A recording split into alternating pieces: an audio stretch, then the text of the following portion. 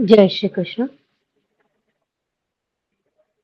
गुरुर्ब्रह्मा गुरुर्विष्णुः गुरुर्देवो महेश्वरः गुरुः साक्षात् परब्रह्म तस्मै श्री गुरवे नमः। कृष्णाय वासुदेवाय हरये परमात्मने प्रणतक्लेशनाशाय गोविन्दाय नमो नमः। नमामि सद्गुरुं शान्तं सच्चिदानन्दविग्रहं पूर्णब्रह्मपरानन्दं ईशमानन्दिवल्लभम्। ॐ पार्थाय प्रतिबोधितां भगवता नारायणेन स्वयं व्यासेन ग्रथितां पुराणमुनिना मध्ये महाभारतम् अद्वैतामृतवर्षिणीं भगवतीम् अष्टादशाध्यायिनीम् अम्ब त्वामनुसन्दधामि भगवद्गीते भवद्वेषिणीम्। नमोऽस्तु ते व्यासविशालबुद्धे पुल्लारविन्दायतपत्रनेत्र येन त्वया भारततैलपूर्णः प्रज्वालितो ज्ञानमयः प्रदीपः प्रपन्नपारिजाताय तोत्रवेत्रैकपाणि ज्ञानमुद्राय कृष्णाय गीतामृतदुहे नमः।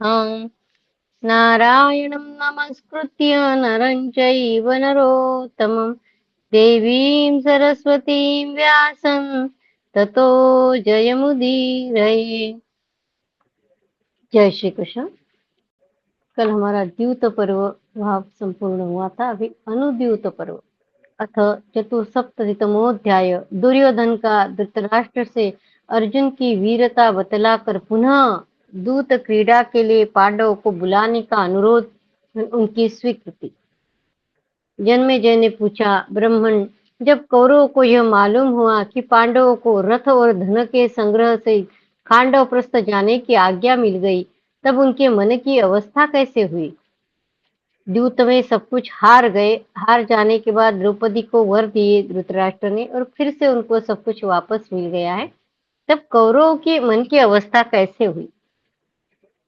वैशंपायन जी कहते हैं, भरत कुलभूषण जन्मेजय परम बुद्धिमान राजा धृतराष्ट्र ने पांडवों को जाने की आज्ञा दे दी। यह जानकर दुशासन शीघ्र ही अपने भाई भरत श्रेष्ठ दुर्योधन के पास, जो अपने मंत्रियों यानी कर्ण एवं शकुनी के साथ बैठा था, वहां गया और दुख से पीड़ित होकर इस प्रकार बोला। दुशासन ने कहा, महारथियों, आप लोगों को यह मालूम होना चाहिए कि हमने बड़े दुख से जिस धनराशि को प्राप्त किया था, उसे हमारा बूढ़ा बाप नष्ट कर रहा है। उसने सारा धन शत्रुओं के अधीन कर दिया। यह सुनकर दुर्योधन, कर्ण और सुबल पुत्र शकुनी, जो बड़े बड़े ही अभिमानी थे, पांडवों से बदला लेने के लिए परस्पर मिलकर सलाह करने लगे। फिर उन सब ने बड़ी उतावली के साथ विचित्र वीर्य नंदन मनीषी राजा धृतराष्ट्र के पास जाकर मधुर वाणी में कहा। दुर्योधन बोला, पिताजी, संसार में अर्जुन के समान पराक्रमी धनुर्धर दूसरा कोई नहीं है। ये दो बाहु वाले अर्जुन सहस्त्र भुजाओं वाले कार्तवीर अर्जुन के समान शक्तिशाली है।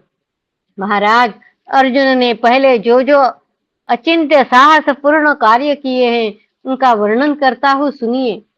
राजन, पहले राजा द्रुपद के नगर में द्रौपदी के स्वयंवर के समय धनुर्धरों में श्रेष्ठ अर्जुन ने वह पराक्रम कर दिखाया था जो दूसरों के लिए अत्यंत कठिन है। उस समय महाबली अर्जुन ने सब राजाओं को कुपित देख तीखे बाणों के प्रहार से उन्हें जहां के तहां रोक दिया और स्वयं ही सब पर विजय पाई। कर्ण आदि सभी राजाओं को अपने बल और पराक्रम से युद्ध में जीत कर कुंती कुमार अर्जुन ने उस समय शुभ लक्षणा द्रौपदी को प्राप्त किया।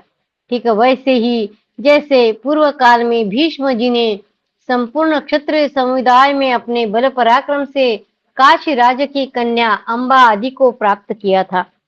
तदनंतर अर्जुन किसी समय स्वयं तीर्थ यात्रा के लिए गए।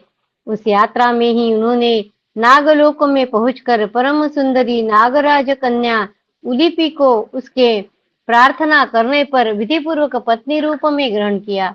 फिर क्रमशः अन्य तीर्थों में भ्रमण करते हुए दक्षिण दिशा में जाकर गोदावरी, वेणा तथा कावेरी आदि नदियों में स्नान किया।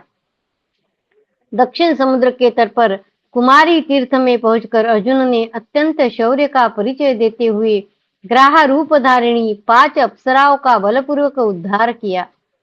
तत्पश्चात कन्याकुमारी तीर्थ की यात्रा करके वे दक्षिण से लौट आए और अनेक तीर्थों में भ्रमण करते हुए द्वारकापुरी जा पहुंचे। वहां भगवान श्री कृष्ण के आदेश से अर्जुन ने सुभद्रा को लेकर रथ पर बिठा लिया और अपनी नगरी इंद्रप्रस्थ की ओर प्रस्थान किया। महाराज, अर्जुन के साहस का और भी वर्णन सुनिए। उन्होंने अग्निदेव को उनके मांगने पर खांडव वन समर्पित किया था। राजन, उनके द्वारा उपलब्ध होते ही भगवान अग्निदेव ने उस वन को अपना आहार बनाना आरंभ किया। तब अग्निदेव खांडव वन को जलाने लगे। उस समय अग्निदेव से रथ, धनुष्य, बाण और कवच आदि लेकर महान बल तथा प्रभाव से युक्त सव्यसाची अर्जुन अपने पराक्रम से उसकी रक्षा करने लगे। खांडव वन के दाह का समाचार सुनकर देवराज इंद्र ने मेघों को आग बुझाने की आज्ञा दी। उनकी प्रेरणा से मेघों ने बड़ी भारी वर्षा प्रारंभ की। यह देख अर्जुन ने आकाशगामी बाण समूह द्वारा सब ओर से बादलों को रोक दिया। वह एक अद्भुत सी घटना हुई। मेघों को रोका गया सुनकर इंद्रदेव कुपित हो उठे। श्वेत वर्ण वाले ऐरावत हाथी पर आरूढ़ हो वे समस्त देवताओं के साथ खांडव वन की रक्षा के निमित्त अर्जुन से युद्ध करने लगे। भारत, उस समय रुद्र, मरुदगण, वसु, अश्विनी कुमार, आदित्य, साध्यगण, विश्वेदेव, गंधर्व तथा अन्य देवगण अपने अपने तेज से दैदीप्यमान एवं अस्त्र शस्त्रों से संपन्न हो युद्ध के लिए गए। वे सभी देवेश्वर अर्जुन को मार डालने की इच्छा से उन पर टूट पड़े। कुंती कुमार अर्जुन के साथ बारंबार युद्ध करके जब देवताओं ने यह समझ लिया कि इन्हें समरांगण में पराजित करना असंभव है, तब वे अर्जुन के बाणों से अत्यंत पीड़ित होने के कारण युद्ध से विरत हो गए, भाग खड़े हुए। महाराज, प्रलय काल में जो विनाश सूचक अत्यंत भयंकर अपशकुन दिखाई देते हैं, वे सभी उस समय प्रत्यक्ष दिखने लगे। तदनंतर सब देवताओं ने एक साथ अर्जुन पर धावा बोला, परंतु उस देव सेना को देखकर अर्जुन के मन में घबराहट नहीं हुई। वे तुरंत ही तीखे बाण हाथ में लेकर इंद्र और देवताओं की ओर देखते हुए प्रलय काल में सर्वसंहारक काल की भांति अविचल भाव से खड़े हो गए। अर्जुन को मानव समझकर इंद्र सहित सब देवता उन पर बाण समूह की बौछार करने लगे, परंतु महातेजस्वी पार्थ ने शीघ्रता पूर्वक गांडीव धनुष लेकर अपने बाण समूह की वर्षा से देवताओं के बाणों को रोक दिया। पिताजी, यह देख समस्त महाबली देवता पुनः कुपित हो गए और उस युद्ध में मरण धर्मा अर्जुन पर नाना प्रकार के अस्त्र शस्त्रों की बौछार करने लगे। अर्जुन ने अपने तीखे बाणों द्वारा देवताओं के छोड़े हुए अन्य अस्त्र शस्त्रों के आकाश में ही 2-2, 3-3 टुकड़े कर दिए।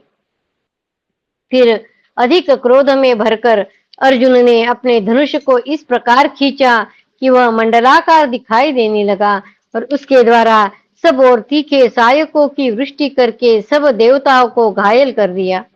देवताओं को युद्ध से भागा हुआ देख महातेजस्वी इंद्र ने अत्यंत कुपित हो पार्थ पर बाणों की झड़ी लगा दी। पार्थ ने मनुष्य होकर भी देवताओं के स्वामी इंद्र को अपने सहायकों से बींध डाला। तब देवेश्वर ने अर्जुन पर पत्थरों की वर्षा आरंभ की।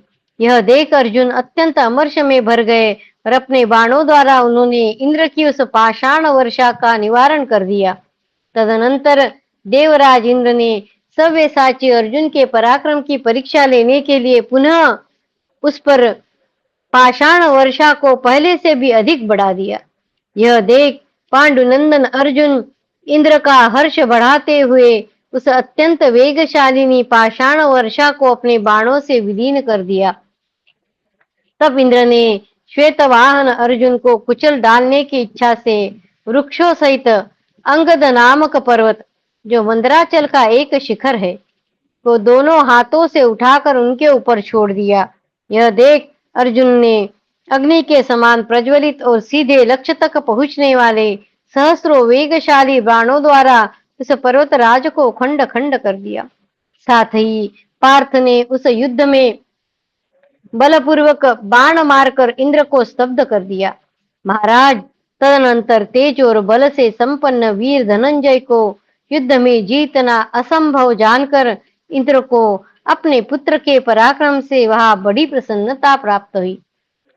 अर्जुन इंद्र का पुत्र है, प्रसन्नता प्राप्त हुई। राजन, उस समय वहां स्वर्ग को कोई भी महायश उस समय वहां स्वर्ग का कोई महायशस्वी वीर, चाहे साक्षात प्रजापति क्यों न हो, ऐसा नहीं था जो अर्जुन को जीतने में समर्थ हो सके। तदनंतर महातेजस्वी अर्जुन अपने बाणों से यक्ष, राक्षस और नागों को मारकर उन्हें लगातार प्रज्वलित अग्नि में गिराने लगे। स्वर्गवासी देवता सहित इंद्र को अर्जुन ने युद्ध से विरत कर दिया। यह देख उस समय कोई भी उनकी ओर दृष्टिपात नहीं कर पाते थे। जैसे पूर्व काल में गरुड़ ने अमृत के लिए देवताओं को जीत लिया था, उसी प्रकार कुंती पुत्र अर्जुन ने भी देवताओं को जीत कर खांडव वन के द्वारा अग्निदेव को तृप्त किया। इस प्रकार पार्थ ने अपने पराक्रम से अग्निदेव को तृप्त करके उनसे रथ, ध्वजा, अश्व, दिव्यास्त्र, उत्तम धनुष, गांडीव तथा अक्षय बाणों से भरे हुए 2 तुनीर प्राप्त किए। इसके सिवा अनुपम यश और मयासुर से एक सभा भवन भी उन्हें प्राप्त हुआ। अर्जुन के पराक्रम की कथा अभी और सुनिए। उन्होंने उत्तर दिशा में जाकर नगरों और पर्वतों सहित जम्बू द्वीप के 9 वर्षों पर विजय पाई। भरत श्रेष्ठ, उन्होंने समस्त जम्बू द्वीप को वश में करके सब राजाओं को बलपूर्वक जीत लिया और सब पर कर लगाकर उनसे सब प्रकार के रत्नों की भेंट ली। वे पुनः अपने पुरी को लौट आए। तदनंतर अर्जुन ने अपने बड़े भाई महात्मा धर्मराज युधिष्ठिर से क्रतुश्रेष्ठ राजसूय का अनुष्ठान करवाया। पिताजी, इस प्रकार अर्जुन ने पूर्व काल में ये तथा और बहुत से पराक्रम कर दिखाए हैं। संसार में कोई ऐसा पुरुष नहीं है जो बल और पराक्रम में अर्जुन की समानता कर सके। देवता, दानव, यक्ष, पिशाच, नाग, राक्षस एवं भीष्म, द्रोण आदि समस्त कौरव, महारथी, भूमंडल के संपूर्ण नरेश तथा अन्य धनुर्धर वीर, ये तथा अन्य बहुत से शूरवीर युद्ध भूमि में अकेले अर्जुन को चारों ओर से घेर कर पूरी सावधानी के साथ खड़े हो जाए तो भी उनका सामना नहीं कर सकते। कुरुश्रेष्ठ, मैं साधु शिरोमणि अर्जुन के विषय में नित्य निरंतर चिंतन करते हुए उनके भय से अत्यंत उद्विग्न हो जाता हूँ। ये सब दुर्योधन धृतराष्ट्र से कह रहे हैं। पिताजी, मुझे प्रत्येक घर में सदा हाथ में पाश लिए यमराज की भांति गांडीव धनुष पर बाण चढ़ाए अर्जुन दिखाई देते हैं। मैं इतना डर गया हूँ कि मुझे सहस्त्र अर्जुन दृष्टिगोचर होते हैं। यह सारा नगर मुझे अर्जुन रूप ही प्रतीत होता है। मैं एकांत में अर्जुन को ही देखता हूँ। स्वप्न में भी अर्जुन को देखकर मैं अचेत और उद्भ्रांत हो उठता हूँ। मेरा हृदय अर्जुन से इतना भयभीत हो गया है कि अश्व, अर्थ और अज आदि आकार आदि नाम मेरे मन में त्रास उत्पन्न करते हैं। अर्जुन के सिवा शत्रु पक्ष के दूसरे किसी वीर से मुझे डर नहीं लगता। मेरा विश्वास है कि अर्जुन युद्ध में प्रहलाद अथवा बलि को भी मार सकते हैं, अतः उनके साथ किया हुआ युद्ध हमारे सैनिकों के ही संहार का कारण होगा। मैं अर्जुन के प्रभाव को जानता हूँ, इसलिए सदा दुख के भार से दबा रहता हूँ। जैसे पूर्व काल में दंडकारण्यवासी महापराक्रमी श्री रामचंद्र जी से मारीच को भय हो गया था, उसी प्रकार अर्जुन से मुझे भय हो रहा है। धृतराष्ट्र बोले, बेटा, अर्जुन के महान पराक्रम को तो मैं भी जानता हूँ। उनके उनके इस पराक्रम का सामना करना अत्यंत कठिन है। अतः तुम वीर अर्जुन का कोई अपराध न करो। उनके साथ द्यूत क्रीड़ा, शस्त्र युद्ध अथवा कटुवचन का प्रयोग कभी न करो, क्योंकि इन्हीं के कारण उनका तुम लोगों के साथ विवाद हो सकता है। अतः बेटा, तुम अर्जुन के साथ सदा स्नेह पूर्व बर्ताव करो। जो मनुष्य इस पृथ्वी पर अर्जुन के साथ प्रेम पूर्ण संबंध रखते हुए उनसे सद्व्यवहार करता है, उसे तीनों लोकों में तनिक भी भय नहीं है। अतः वत्स, तुम अर्जुन के साथ सदा स्नेह पूर्ण बर्ताव करो। दुर्योधन बोला, कुरुश्रेष्ठ, जुए में हम लोगों ने अर्जुन के प्रति छल कपट का बर्ताव किया था। अतः आप किसी दूसरे उपाय से उन्हें मार डाले, इसी से हम लोगों का सदा भला होगा। आप किसी और उपाय से उन्हें मार डाले, इसी से हम लोगों का सदा भला होगा। धृतराष्ट्र ने कहा, पांडवों के प्रति किसी अनुचित उपाय का प्रयोग नहीं करना चाहिए। पांडवों के प्रति किसी अनुचित उपाय का प्रयोग नहीं करना चाहिए। बेटा, तुमने उन सबको मारने के लिए पहले बहुत से उपाय किए हैं। कुंती के पुत्र तुम्हारे उन सभी प्रयत्नों का उल्लंघन करके बहुत बार आगे बढ़ गए हैं। अतः वत्स, यदि तुम अपने कुल और आत्मीय जनों की जीवन रक्षा के लिए किसी हितकर उपाय का अवलंबन करना चाहते हो, तो मित्र, बंधु बांधव तथा भाइयों सहित तुम अर्जुन के साथ सदा स्नेहपूर्वक बर्ताव करो। वैशंपायन जी कहते हैं, धृतराष्ट्र की यह बात सुनकर राजा दुर्योधन 2 घड़ी तक कुछ सोच विचार करके विधाता से प्रेरित हो इस प्रकार बोला। दुर्योधन बोला, राजन, देवगुरु विद्वान बृहस्पति जी ने इंद्र को नीति का उपदेश करते हुए जो बात कही है, उसे शायद आपने से नहीं सुना है। जो आपका अहित करते हैं, उन शत्रुओं को बिना युद्ध के अथवा युद्ध करके सभी उपायों से मार डालना चाहिए।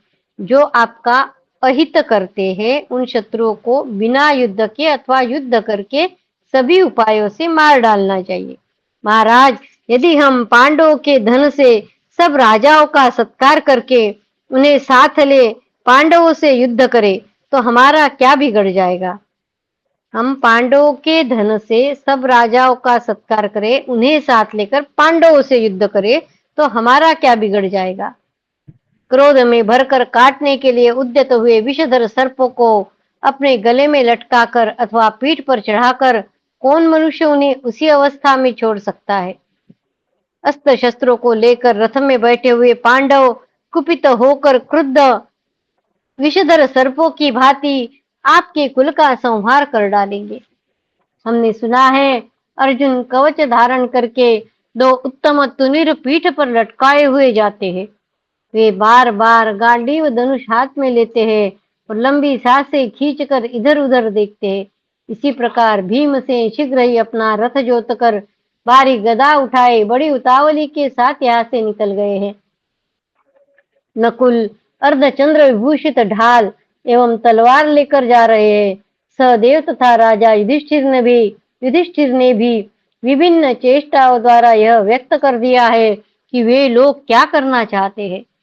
वे सब लोग अनेक शस्त्र आदि सामग्रियों से संपन्न तथा रथों पर बैठकर शत्रु पक्ष के रथियों का संहार करने के उद्देश्य से सेना एकत्र करने के लिए गए हैं। हमने उनका तिरस्कार किया है, अतः वे इसके लिए हमें कभी क्षमा न करेंगे। द्यूत खेलकर हमने उनका तिरस्कार किया है, अतः उसके लिए हमें वह कभी क्षमा न करेंगे। द्रौपदी को जो कष्ट दिया गया है, उसे उनमें से कौन चुपचाप सह लेगा? आपका भला हो। हम चाहते हैं कि वनवास की शर्त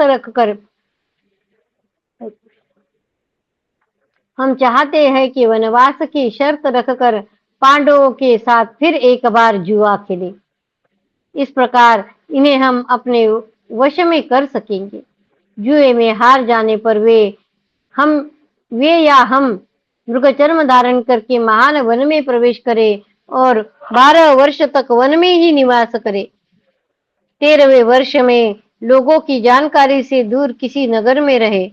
यदि 13वें वर्ष किसी के जानकारी में आ जाए तो फिर दोबारा 12 वर्ष तक वनवास करे, 1 साल का अज्ञातवास। हम हारे तो हम ऐसा करें और उनकी हार हो तो वे ऐसा करें। इसी शर्त पर फिर जुए का खेल आरंभ हो। पांडव पासे फेंक कर जुआ खेले। भरत कुलभूषण महाराज, यही हमारा सबसे महान कार्य है। ये शकुनी मामा विद्या सहित पासे फेंकने की कला को अच्छी तरह जानते हैं। हमारी विजय होने पर हम लोग बहुत से मित्रों का संग्रह करके बलशाली, दुर्धर्ष एवं विशाल सेना का पुरस्कार आदि के द्वारा सत्कार करते हुए इस राज्य पर अपनी जड़ जमा लेंगे।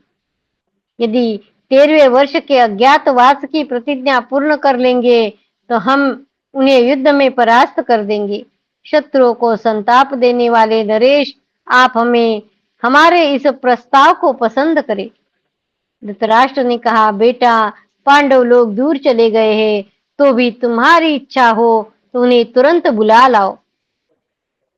समस्त पांडव यहाँ आए और इस नए दाव पर फिर जुआ खेले।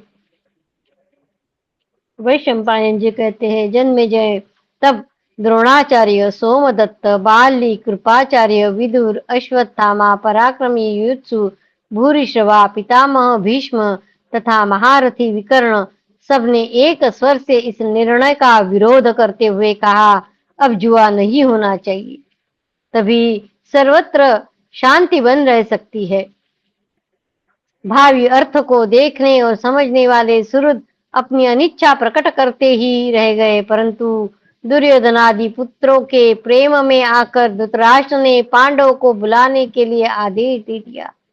इति श्री महाभारते सभा पर्वणि अनुधूत पर्वणि युधिष्ठिर प्रत्यानयने चतुस्सप्ततितमोऽध्याय। कृष्णाय वासुदेवाय हरये परमात्मने प्रणतक्लेशनाशाय गोविन्दाय नमो नमः। ओम नमो भगवते वासुदेवाय। ओम नमो भगवते वासुदेवाय। अथ पंचसप्ततितमोऽध्यायः। गांधारी की धृतराष्ट्र को चेतावनी और धृतराष्ट्र का अस्वीकार करना। वैशंपायन जी कहते हैं, जन्मेजय उस समय भावी अनिष्ट की आशंका से धर्मपरायणा गांधारी पुत्र स्नेहवश शोक से कातर हो उठी और राजा धृतराष्ट्र से इस प्रकार बोली। आर्यपुत्र, दुर्योधन के जन्म लेने पर परम बुद्धिमान विदुर जी ने कहा था, यह बालक अपने कुल का नाश करने वाला होगा, अतः इसे त्याग देना चाहिए। दुर्योधन के जन्म लेने पर परम बुद्धिमान विदुर जी ने कहा था, यह बालक यानी दुर्योधन अपने कुल का नाश करने वाला होगा, अतः इसे त्याग देना चाहिए। भारत, इसने जन्म लेते ही गिदड़ की भांति हूं हा का शब्द किया था, अतः यह अवश्य ही इस कुल का अंत करने वाला होगा। कौरवों, आप लोग भी इस बात को अच्छी तरह समझ ले। भरत कुल तिलक, आप अपने ही दोष से इस कुल को विपत्ति के महासागर में न डुबाइए। प्रभो, इन उद्दंड बालकों की हा में हा न मिलाई। गांधारी धृतराष्ट्र से कह रही है, इन उद्दंड बालकों की हा में हा न मिलाइए। इस कुल के भयंकर विनाश में स्वयं ही कारण न बनिए। इस कुल के भयंकर विनाश में स्वयं ही कारण न बनिए। बंधे हुए पुल को कौन तोड़ेगा? बुझी हुई वैर की आग को फिर कौन भड़काएगा? कुंती के शांतिपरायण पुत्रों को फिर कुपित करने का साहस कौन करेगा? अजमीर कुल के रत्न, धृतराष्ट्र को कह रही, अजमीर कुल के रत्न, आप सब कुछ जानते और याद रखते हैं, तो भी मैं पुनः आपको स्मरण दिलाती रहूंगी कि राजन, जिसकी बुद्धि खोटी है उसे शास्त्र भी भला बुरा कुछ नहीं सिखाता है। जिसकी बुद्धि खोटी है उसे शास्त्र भी भला बुरा कुछ नहीं सिखा सकता। मंद बुद्धि बालक वृद्धों जैसा विवेकशील किसी प्रकार नहीं हो सकता। आपके पुत्र आपके ही नियंत्रण में है। आपके पुत्र आपके ही नियंत्रण में रहे, ऐसी चेष्टा कीजिए। ऐसा न हो कि वे सभी मर्यादा का त्याग करके प्राणों से हाथ धो बैठे और आपको इस बुढ़ापे में छोड़कर चल बसे। इसलिए आप मेरी बात मानकर इस कुलांगार दुर्योधन को त्याग दीजिए। गांधारी बोल रही है कि दुर्योधन को त्याग दीजिए। महाराज, आपको जो करना चाहिए था वह आपने पुत्र स्नेहवश नहीं किया, अतः समझ लीजिए उसी का यह फल प्राप्त हुआ है कि जो समूचे कुल के विनाश का कारण होने जा रहा है। शांति, धर्म तथा उत्तम नीति से युक्त जो आपकी बुद्धि थी वह बनी रहे। आप प्रमाद मत कीजिए। क्रूरता पूर्ण कर्मों से प्राप्त की हुई लक्ष्मी विनाशशील होती है। क्रूरता पूर्ण कर्मों से प्राप्त की हुई लक्ष्मी विनाशशील होती है और कोमलता पूर्ण बर्ताव से बढ़ी हुई धन संपत्ति पुत्र और पौत्रों तक चली जाती है। तब महाराज युधिष्ठिर ने धर्म पर दृष्टि रखने वाली गांधारी से कहा, देवी, इस कुल का अंत भले ही हो जाए, परंतु मैं दुर्योधन को रोक नहीं सकता।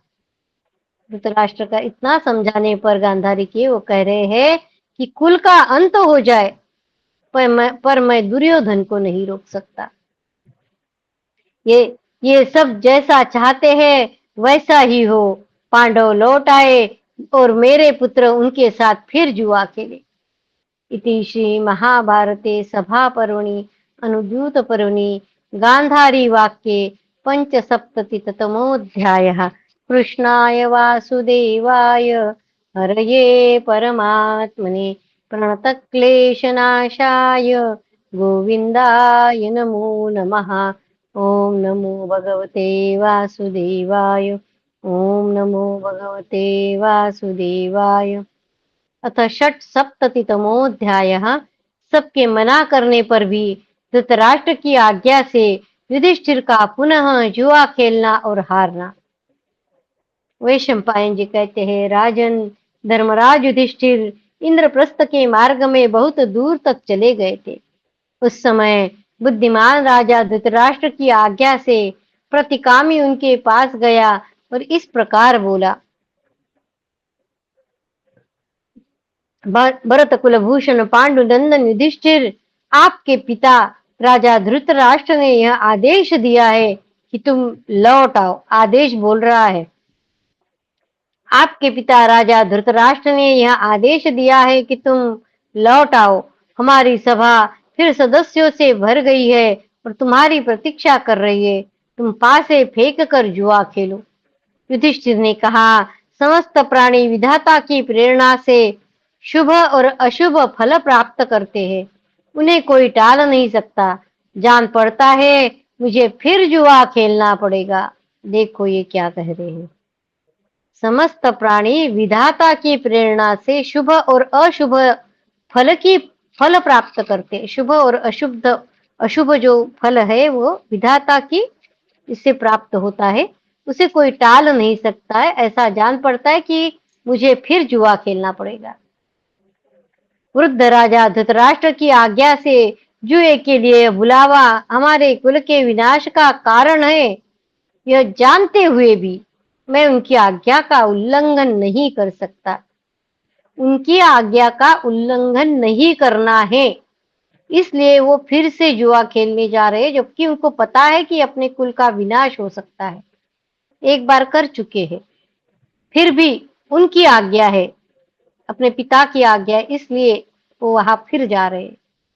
वृद्ध राजा धृतराष्ट्र की आज्ञा से जुए के लिए यह बुलावा हमारे कुल के विनाश का कारण है, यह जानते हुए भी मैं उनकी आज्ञा का उल्लंघन नहीं कर सकता।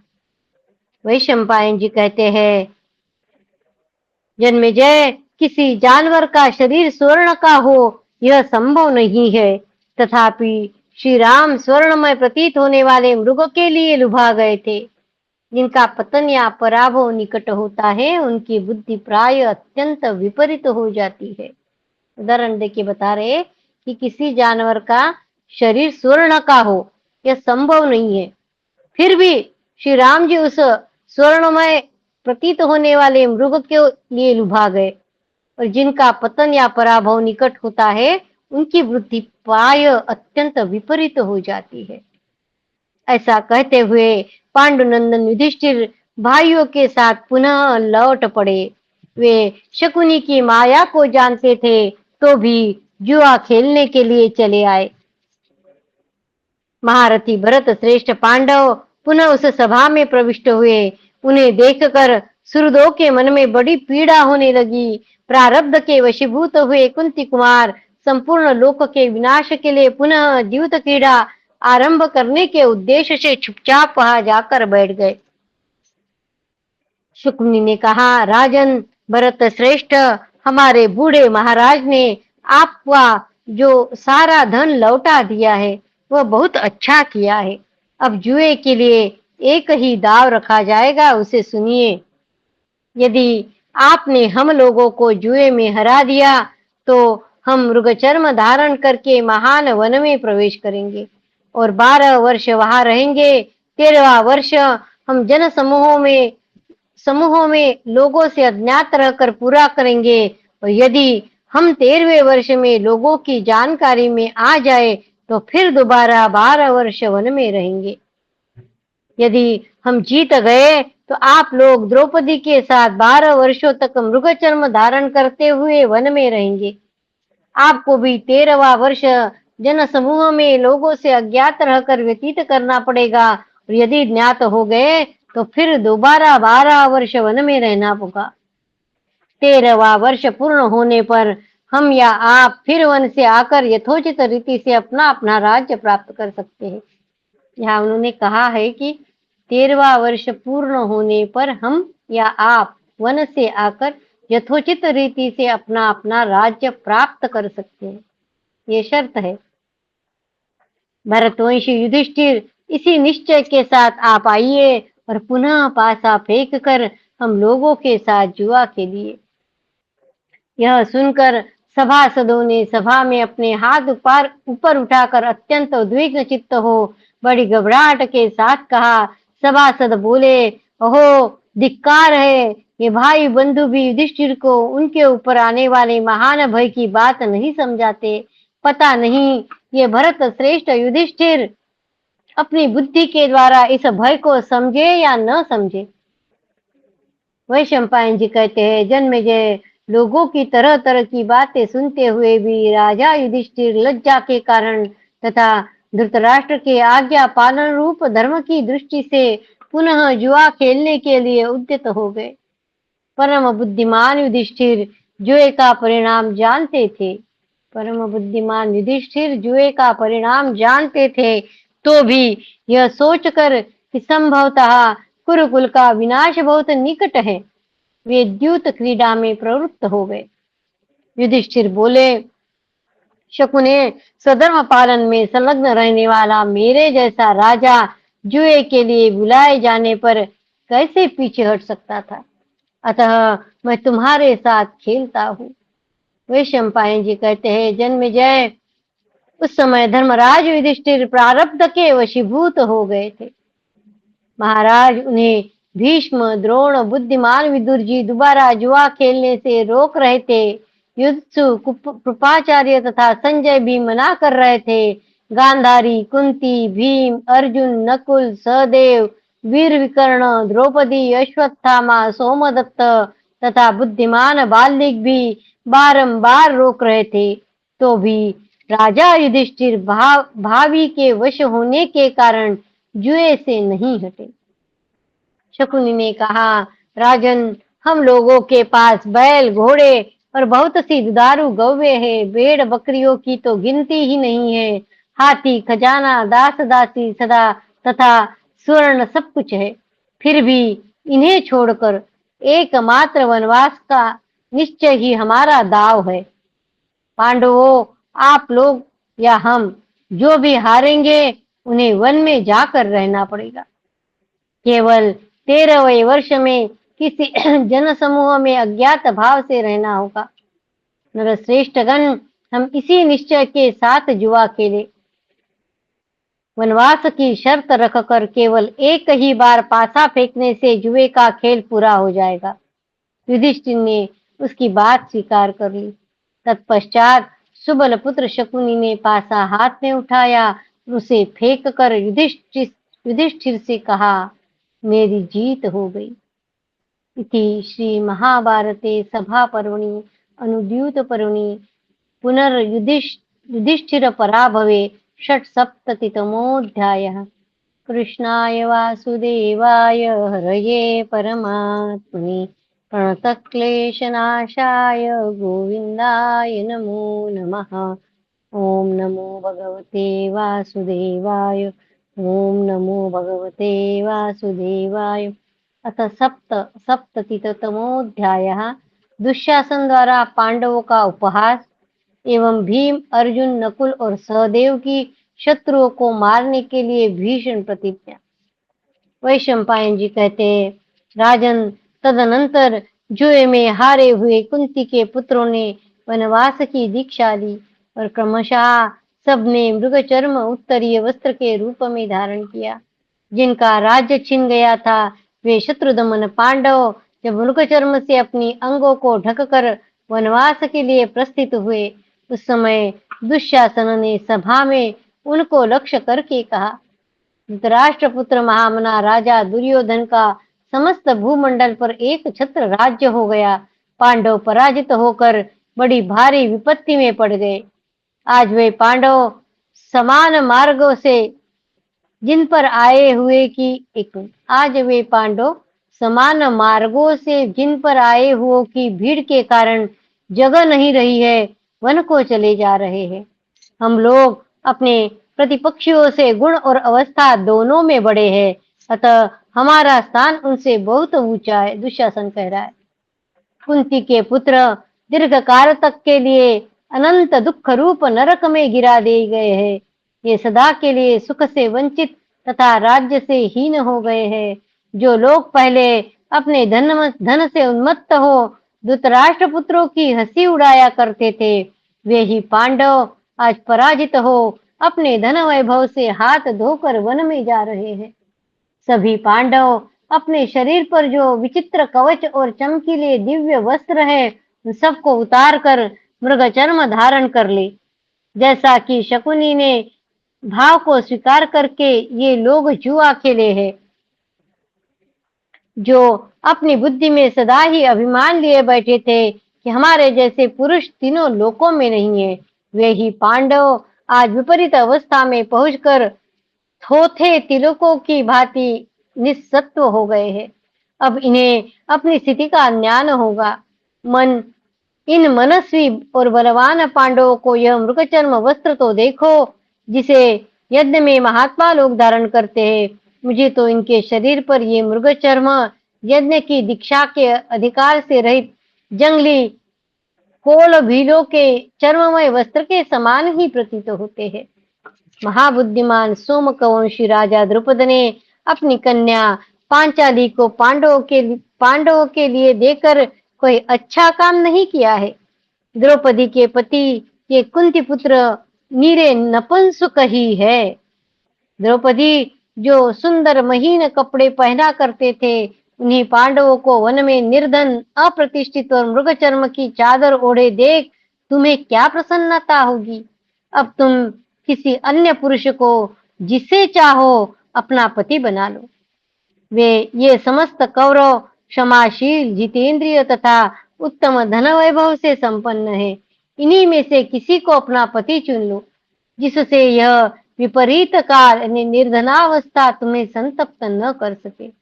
जैसे थोथे तिल बोने पर फल नहीं देते हैं, जैसे केवल चर्ममय मृग व्यर्थ है, तथा जैसे काकयव तंदुल रहित तृणधान्य निष्प्रयोजन होते हैं, उसी प्रकार समस्त पांडवों का जीवन निरर्थक हो गया है। थोते तिलों की भांति इन पतित एवं नपुंसक पांडवों की सेवा करने से तुम्हें क्या लाभ होगा। व्यर्थ का परिश्रम ही तो उठाना पड़ेगा। इस प्रकार राष्ट्र के नृशंस पुत्र दुशासन ने पांडवों को बहुत से कठोर वचन सुनाए। यह सब सुनकर भीमसेन को बड़ा क्रोध हुआ।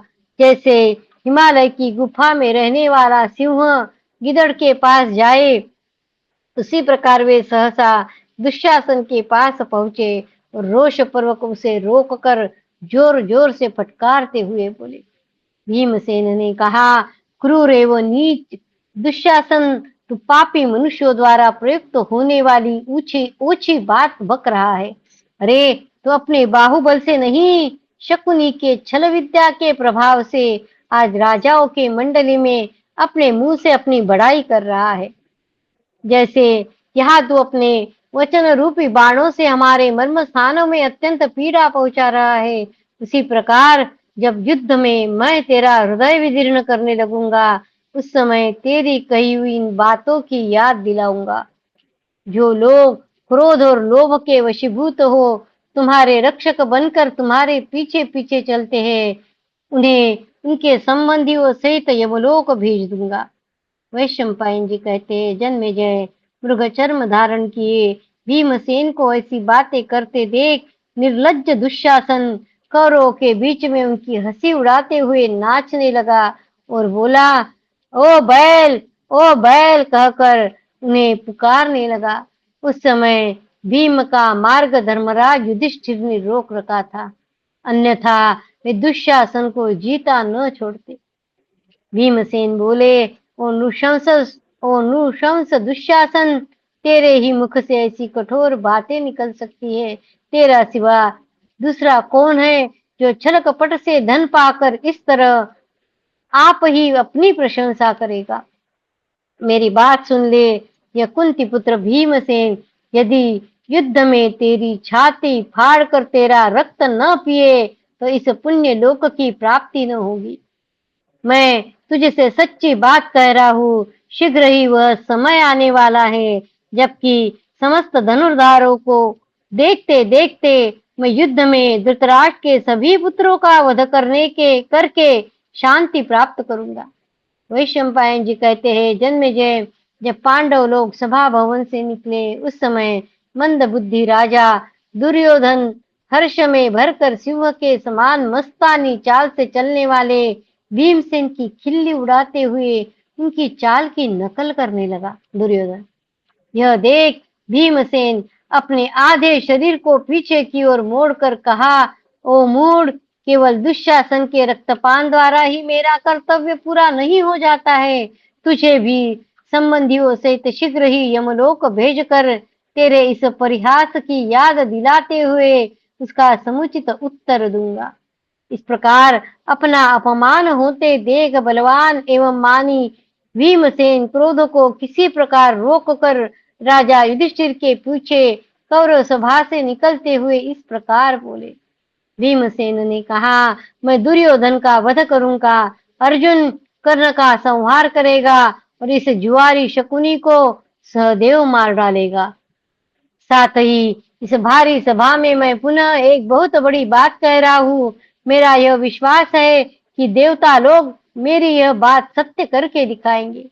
जब हम कौरव और पांडवों में युद्ध होगा, उस समय इस पापी दुर्योधन को मैं गदा से मार गिराऊंगा तथा रणभूमि में पड़े हुए इस पापी के मस्तक को पैर से ठुकराऊंगा। और यह जो केवल बात बनाने में बहादुर क्रूर स्वभाव वाला दुरात्मा दुशासन है, इसकी छाती का खून उसी प्रकार पी लूंगा जैसे सिंह किसी मृग का रक्तपान करता है।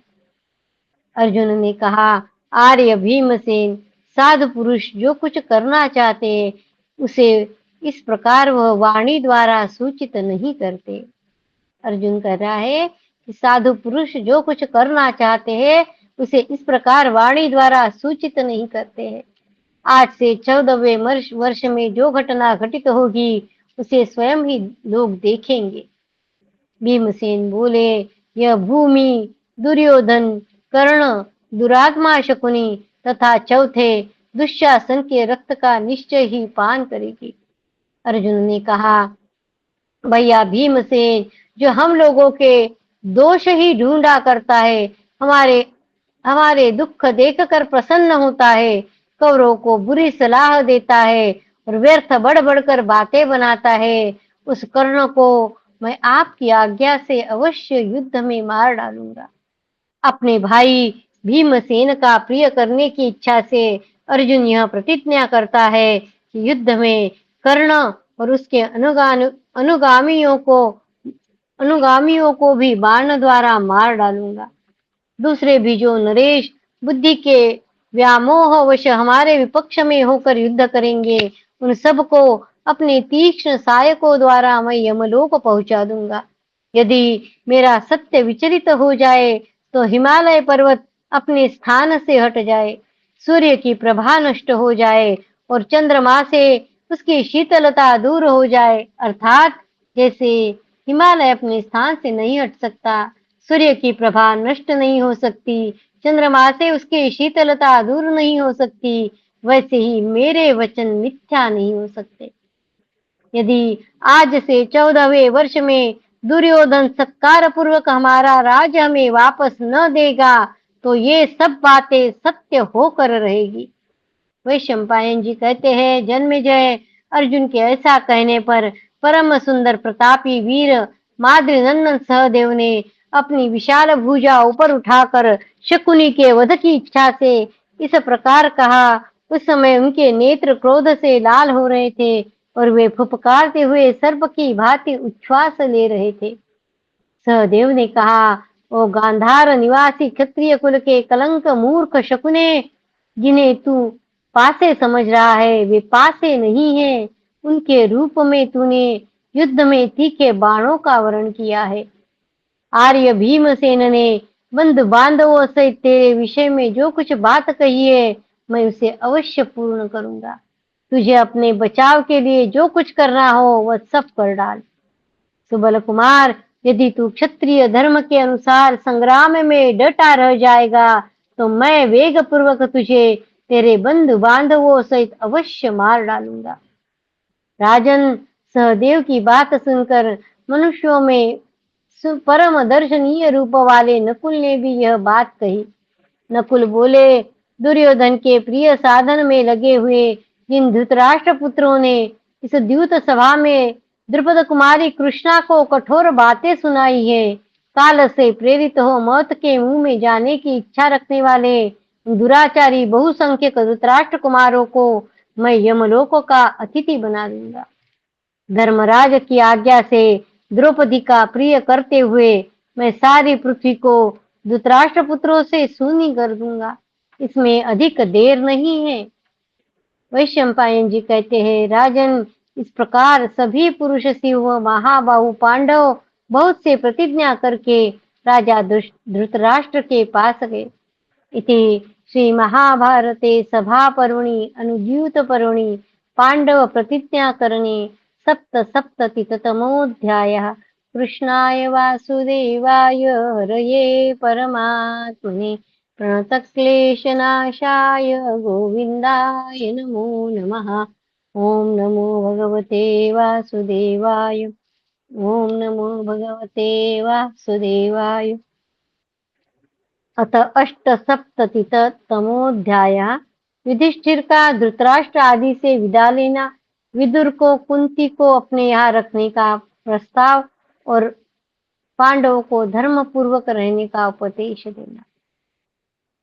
युधिष्ठिर बोले, मैं भरत वंश के समस्त गुरुजनों से वन में जाने की आज्ञा चाहता हूँ। बड़े बूढ़े पितामह भीष्म, राजा सोमदत्त, महाराज बाल्लिक, गुरुवर द्रोण और कृपाचार्य, अश्वत्थामा, अन्यान्य नृपतिगण, विदुर, राजा धृतराष्ट्र, उनके सभी पुत्र, युयुत्सु, संजय तथा दूसरे सब सदस्यों से पूछकर सबकी आज्ञा लेकर वन में जाता हूँ। फिर लौटकर आप लोगों का दर्शन करूंगा। वैशंपायन जी कहते हैं, राजन, युधिष्ठिर के इस प्रकार पूछने पर सब कौरव लाज के मारे सन्न रह गए, कुछ भी उत्तर न दे सके। उन्होंने मन ही मन उन बुद्धिमान युधिष्ठिर के कल्याण का चिंतन किया। विदुर बोले, कुंती कुमारो, राजपुत्री आर्या, कुंती वन में जाने लायक नहीं है। वे कोमल अंगों वाली और वृद्धा है, सदा सुख और आराम के ही योग्य है, अतः वे मेरे ही घर में सत्कार पूर्वक रहेगी। यह बात तुम सब लोग जान लो। मेरी शुभ कामना है कि तुम वहां सर्वथा निरोग एवं सुख से रहो। पांडवों ने कहा, बहुत अच्छा, ऐसा ही हो। इतना कहकर वे सब फिर बोले, अनघ, आप हमें जैसा कहे, जैसी आज्ञा दे, वैसी वैसी शिरोधार्य है। आप हमारे पितृव्य यानी हमारे पिता के भाई है, अतः पिता के ही तुल्य है। हम सब भाई आपकी शरण में है। विद्वन, आप जैसी आज्ञा दे वही हम हमें मान्य है, क्योंकि आप हमारे परम गुरु है। महामते, इसके सिवा और भी जो कुछ हमारा कर्तव्य हो वह हमें बताइए। विदुर बोले, भरत कुलभूषण युधिष्ठिर, तुम मुझसे यह जान लो कि अधर्म से पराजित होने वाला कोई भी पुरुष, अधर्म से पराजित होने वाला कोई भी पुरुष अपनी उस पराजय के लिए दुखी नहीं होता है। तुम धर्म के ज्ञाता हो। अर्जुन युद्ध में विजय पाने वाले हैं। भीमसेन शत्रुओं का नाश करने में समर्थ है। नकुल आवश्यक वस्तुओं को जुटाने में कुशल है। सहदेव संयमी है तथा ब्रह्मर्षि धौम्य जी ब्रह्म वेत्ताओं के शिरोमणि हैं। एवं धर्मपरायणा द्रौपदी भी धर्म और अर्थ के संपादन में कुशल है। तुम सब लोग आपस में एक दूसरे के प्रिय हो। तुम्हें देखकर सबको प्रसन्नता होती है। शत्रु तुम में भेद या फूट नहीं डाल सकते हैं। इस जगत में कौन है जो तुम लोगों को न चाहता हो। तुम्हारा यह क्षमाशीलता का नियम सब प्रकार से कल्याणकारी है। इंद्र के समान पराक्रमी शत्रु भी इसका सामना नहीं कर सकता है। पूर्व काल में मेरु सावरणी ने हिमालय पर तुम्हें धर्म और ज्ञान का उपदेश दिया है। वारणावत नगर में श्री कृष्ण द्वायपायन व्यास जी ने, भृंग तुंग पर्वत पर परशुराम जी ने तथा दृश्यद्वती के तट पर साक्षात भगवान शंकर ने तुम्हें अपने सदुपदेश से कृतार्थ किया है। अंजन पर्वत पर तुमने महर्षि असित का भी उपदेश सुना है। कलमाशी नदी के किनारे निवास करने वाले महर्षि भृगु ने भी तुम्हें उपदेश देकर अनुग्रहित किया है। देवर्षि नारद जी सदा तुम्हारी देखभाल करते हैं और तुम्हारे ये पुरोहित धौम्य जी तो सदा साथ ही रहते हैं। ऋषियों द्वारा सम्मानित उस परलोक विषयक विज्ञान का तुम कभी त्याग न करना। पांडुनंदन, तुम अपनी बुद्धि से इला नंदन पुरुरवा को भी पराजित करते हो। शक्ति से समस्त राजाओं को तथा धर्म सेवन द्वारा ऋषियों को भी जीत लेते हो। तुम इंद्र से मन में विजय का उत्साह प्राप्त करो। क्रोध को काबू में रखने का पाठ यमराज से सीखो। क्रोध को काबू में रखने का पाठ यमराज से सीखो। उदारता एवं दान में कुबेर का और संयम में वरुण का आदर्श ग्रहण करो। दूसरों के हित के लिए अपने आप को निछावर करना, सौम्य स्वभाव, शीतलता तथा दूसरों को जीवन दान देना, इन सब बातों की शिक्षा तुम्हें जल से लेनी चाहिए। तुम भूमि से क्षमा, सूर्य मंडल से तेज, वायु से बल तथा संपूर्ण भूतों से अपनी संपत्ति प्राप्त करो। तुम्हें कभी कोई रोग न हो, सदा मंगल ही मंगल दिखाई दे। कुशल पूर्वक वन से लौटने पर मैं फिर तुम्हें देखूंगा। युधिष्ठिर, आपत्ति काल में धर्म तथा अर्थ का संकट उपस्थित होने पर अथवा सभी कार्यों में समय समय पर अपने उचित कर्तव्य का पालन करना। कुंती नंदन, तुमसे आवश्यक बात कर ली है, तुम्हें कल्याण प्राप्त हो। जब वन से कुशल पूर्वक कृतार्थ होकर लौटोगे, तब यहाँ आने पर फिर तुमसे मिलूंगा। तुम्हारे पहले के किसी दोष को दूसरा कोई न जाने, इसकी चेष्टा रखना। वैशंपायन जी कहते हैं, जन्मेजय विदुर के ऐसा कहने पर सत्य पराक्रमी पांडुनंदन युधिष्ठिर भीष्म और द्रोण को नमस्कार करके वहां से प्रस्थित हुए। इति श्री महाभारते सभापर्वणि अनुद्यूतपर्वणि युधिष्ठिरवनप्रस्थाने अष्टसप्ततितमोऽध्यायः। कृष्णाय वासुदेवाय हरये परमात्मने प्रणतक्लेशनाशाय गोविन्दाय नमो नमः। ॐ नमो भगवते वासुदेवाय। ॐ नमो भगवते वासुदेवाय। भव भवे यथा भक्तिः पादयोस्तव जायते तथा कुरुष्व देवेश नाथत्वं नो यतः प्रभो नाम संकीर्तनं यस्य सर्वपापप्रणाशनं प्रणामो दुःखशमनस्तं नमामि हरिं परं तं नमामि हरिं परं त्वदीयं वस्तु गोविन्द तुभ्यमेव समर्पये तेन त्वदङ्घ्रिकमले रतिं मे यच्छ शाश्वतीम् ॐ पूर्णमदः पूर्णमिदं पूर्णात् पूर्णमुदच्यते पूर्णस्य पूर्णमादाय पूर्णमेवावशिष्यते ॐ शान्ति शान्ति शान्तिः हरि ओम तत्सत श्री कृष्णार्पणमस्तु श्री गुरुभ्यो नमः जय श्री कृष्ण ईश्वर जय जय श्री श्री कृष्ण। धन्यवाद। जय श्री जय कृष्ण, जय श्री राम।